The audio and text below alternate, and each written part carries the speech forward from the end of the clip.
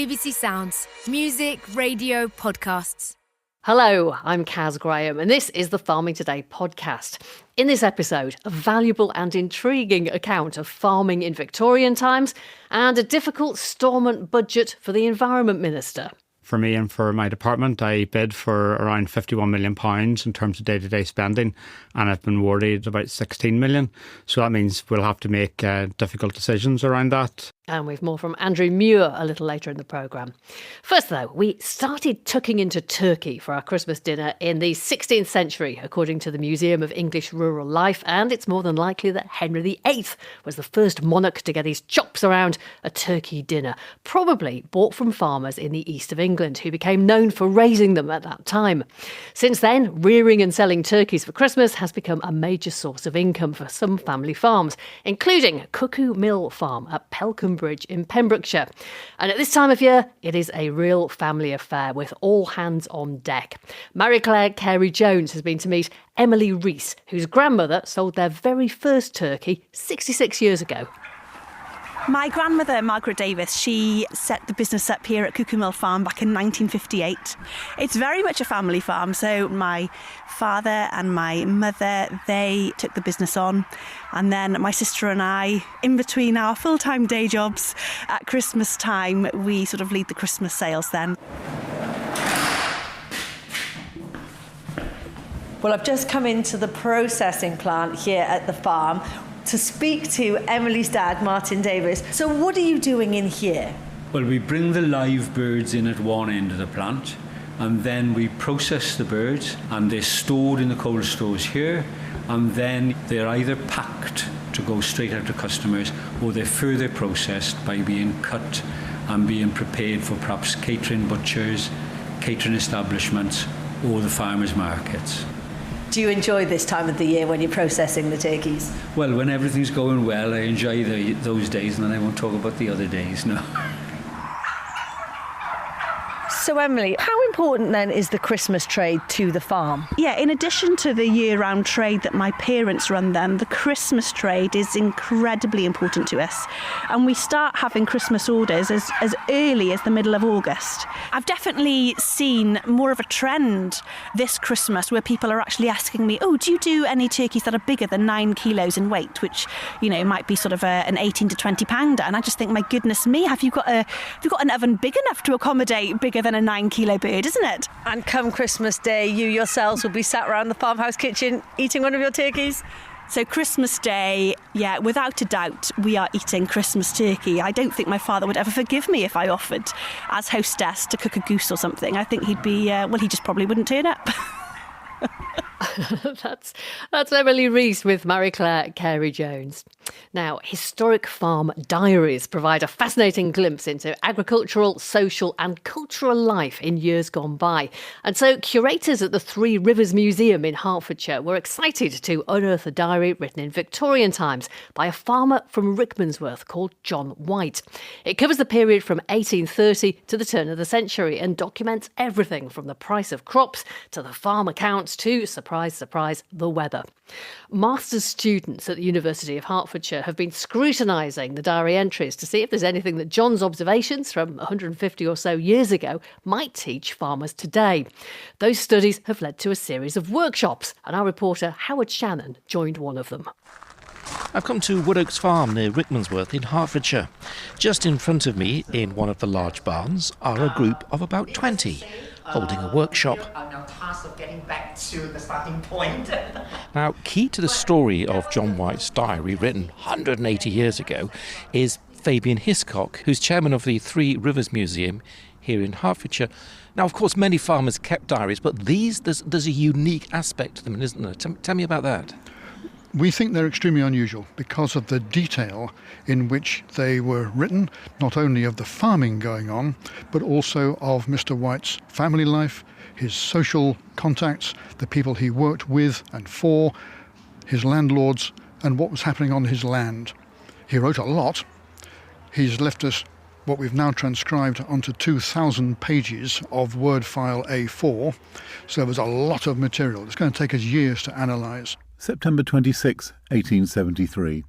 Fine, glorious day, very hot, Self rode round the farms the first thing after breakfast and called on Mrs. Dawkins and bought her young beast and cows and paid her for them, £76, 17 shillings and sixpence. Afterwards drove to Latimer to Lord Chesham Shorthorns and had some farming, and afterwards dined and spent the evening with Kerbel. Now, to maximise what the diaries reveal, the Three Rivers Museum has teamed up with the University of Hertfordshire. At the presentation here today is Senior Lecturer Dr. Sue Davis. So what is she planning to do next? Analyse the data to find out more about 19th century farming, but also to help students learn and to see if we can discover lessons for today. So he was recording day by day over decades. He kept annual records, how many acres were down to barley, wheat, how much money he was getting from each. And that meant that there was data that I could use with the students from the business school at the University of Hertfordshire to use them to learn, to teach. Well, Sue and I are joined by one of those students, Daniel Akaina-Chukwu. Daniel, John survived the 1870s agricultural crisis. There was a lot of farmers went out of business. What was it about John, do you think, that helped him survive and possibly even prosper? He's a kind of person who takes risk. You know, he's a kind of person who diversifies in different kind of business. And that's one of the things that made him survive. Was he a good person to work for? Yeah, John White is a selfless kind of person. He's a person who looked out for people who worked with him. September 26, 1879. Fine and bright till the evening when it came over cloudy and slight rain for a few minutes, but it must have been heavy not far off. Finished cutting the wheat, red nursery in Briery Field. The last of this year's crop. This is the latest I have been. Oh, fascinating stuff. An 1879 extract from farmer John White's diary. Now, the Northern Ireland Executive has published its draft budget for 2025-26 and it's now open for public consultation. Agriculture, Environment and Rural Affairs is set to receive just over £715 million, an increase of 3%. But no specific funding has been allocated to address serious pollution in Lough, and Andrew Muir, the Environment Minister, says that his department has only been awarded around a third of what he'd requested for day-to-day spending and describes it as a difficult budget. Louise Cullen is BBC Northern Ireland's agriculture and environment correspondent, and I asked her what difference having this budget now agreed makes for DAERA, the Department for Agriculture, Environment and Rural Affairs. Well, it creates some certainty. That's the fundamental bottom line. So that will allow some things to be progressed. And it's brought some comfort to those sectors from which ring fencing of funding had been removed. But everyone's been very frank right across the board here in Northern Ireland that this has been a very difficult budget for all of the departments. Now, the Department for Agriculture, Environment and Rural Affairs, we've got a total of around 715 million, about a 3% increase, which is much better than the 1.5% day-to-day spending cut they were anticipating when this budget first came out in May. But they're all saying, we're very financially constrained. We've got huge waiting lists, ageing infrastructure, all of this needs investment. And all round the executive table since the return of the Assembly, the constant refrain has been that difficult decisions will need to be taken.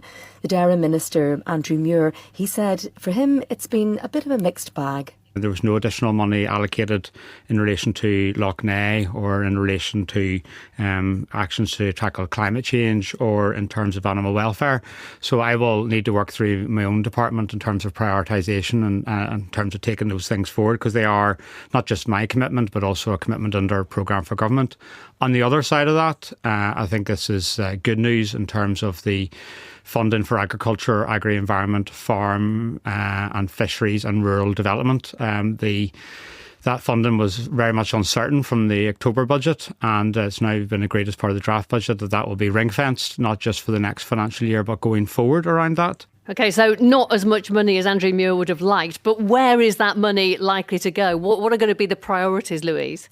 Oh, Kaz, take your pick. There is a huge number of priorities within the department, but let's be honest, top of the list, and the Minister referred to it there, it almost has to be Lough Neagh. It's eutrophic, it's been filled for 2 summers now with blue-green algae, and it's the biggest drinking water source in Northern Ireland, so there's huge public pressure to do something and be seen to do something. But there are other priorities too that maybe aren't quite as visible. We have a huge ammonia problem here in Northern Ireland, largely down to agriculture. We contribute 12% of the UK's ammonia emissions, with just 3% of the population and 6% of the land. So initiatives around ammonia are pressing. The Office for Environmental Protection's already said that DAERA failed to comply with environmental law around ammonia in its planning advice. There's a strategy due out along with an updated protocol, and the executive said it will prioritise technology initiatives to address the ammonia problem, and that's around those slurry initiatives, farming methods and particularly science-based approaches. Now, agriculture and agri-food are such significant parts of the economy here. There's also the Just Transition Fund. Now, that's a requirement in the Climate Change Act to support the agriculture sector's move to greener, more sustainable methods without anyone being disproportionately affected. Now, that will be established, the Minister has said, and there has been a consultation around the Just Transition Commission, which is going on at the moment. Now, all of this is before you even get into the bovine TB issue, which is costing the department £60 million this year, and that's expected to continue rising without effective strategies and policies to address it, which will need investment. We've also had the carbon budgets announced. That they need policies implemented to meet them. So the Minister's very much left with deciding what must be fully funded right here, right now, what can be done with partial funding, and what will have to live on the crumbs from the budget table. But Andrew Muir did tell the Assembly back in May, when the initial budget proposal came out and implied that 1.5% cut for DAERA, that if they were going to make something a priority, it needed to be funded. Louise Cullen, Agriculture and Environment Correspondent for BBC Northern Ireland. And that's it from us for today. I'm Kaz Graham. The producer is Beatrice Fenton, and Farming Today is a BBC Audio Bristol production. Now, what has the weather got in store for Christmas week? Over to the BBC Weather Centre for the Farming Today 5-day forecast.